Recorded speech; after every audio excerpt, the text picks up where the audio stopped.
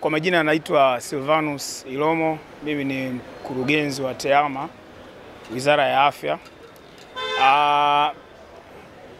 Kiufupi mkutano huu wa 12 wa Tanzania Health Summit umekuwa ni msingi, na kama theme yake inavyojieleza kwamba uunganishwaji wa teknolojia na takwimu katika kuharakisha upatikanaji wa afya kwa wote, ndio theme ambayo kimsingi inachakata zile jitihada ambazo wizara inaenda nazo katika kuhakikisha kwamba tunafikia lile lengo la afya kwa wote, kuhakikisha kwamba upatikanaji wa afya bora kwa wote, kwa Watanzania wote. Kwa hiyo teknolojia imekuwa ni engo ambayo kimsingi inasaidia kuhakikisha kwamba upatikanaji wa huduma mbalimbali za afya unaboreshwa, kwa sababu kama tunavyofahamu sasa hivi matumizi ya teknolojia yamekuwa ni kitu ambacho hakikwepeki kimsingi, kwa sababu teknolojia ndio inayoharakisha kila kitu, teknolojia ndio inayoongeza ubora, lakini teknolojia pia ndio inasababisha upatikanaji wa takwimu ambazo zinatumika katika kufanya maamuzi mbalimbali katika sekta ya afya. Kwa hiyo kimsingi mkutano huu unatusaidia kwa kiasi kubwa, kwa sababu kukutana na wadau mbalimbali ambao pia sasa tunapata mawazo yao kimsingi yatakavyoweza kusaidia serikali katika kuhakikisha kwamba tunaendelea kuboresha zaidi eneo la teknolojia na takwimu, kwa sababu kama mnavyoona hapa wamealikwa wadau mbalimbali ndani na nje ya nchi. Kwa hiyo kimsingi swala teknolojia liko, tunasema halina mipaka, kwa sababu teknolojia ni lazima watu mshirikiane, mpokee mawazo kutoka kwa wadau mbalimbali ili kuweza kuendelea kuboresha.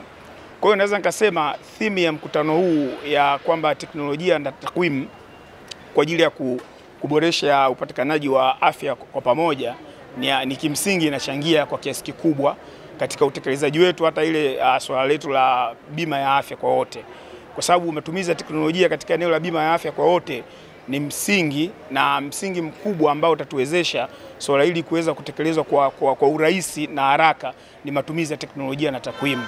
Majina naitwa Elizabeth Kawite, ni mtoa huduma katika event yetu ya Tanzania Health Summit ya 12, na tuna expect kuwa na watu takriban 2000 na zaidi, na pia tunategemea pia kuwa na almost 400 speakers katika sehemu mbalimbali kwenye forums na pia hata kwenye research, na pia tunategemea tunao almost 60 exhibitors na from different countries, so Tanzania tu kwa inaonyesha ni jinsi gani tumekuwa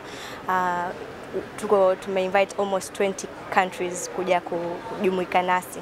Na mada ambayo tunazungumzia ni utumiaji sahihi wa data na pia utumiaji wa teknolojia katika kuhakikisha huduma za afya zinafikia kila mtu na katika kila maeneo yetu ya jamii. Tunajua kama huduma za afya imekuwa ni changamoto sana, na pia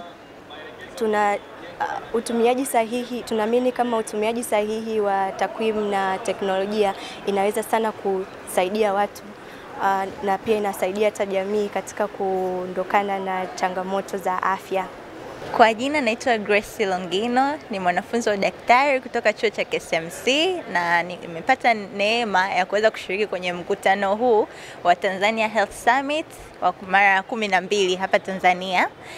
Malengo yangu kwenye mkutano huu ni kwamba inatusaidia kujua Tanzania yetu imefikia wapi kwenye sekta nzima au swala zima la afya, lakini pia inatupa challenges gani ambazo watu wanaziface katika kuhakikisha afya inafika kwa kila mmoja, lakini pia inatupa direction kwamba nini tufanye ili mradi tuweze kuboresha huduma za afya katika nchi yetu ya Tanzania. Kwa ni mkutano muhimu na tunatarajia kujifunza mengi kupitia huu.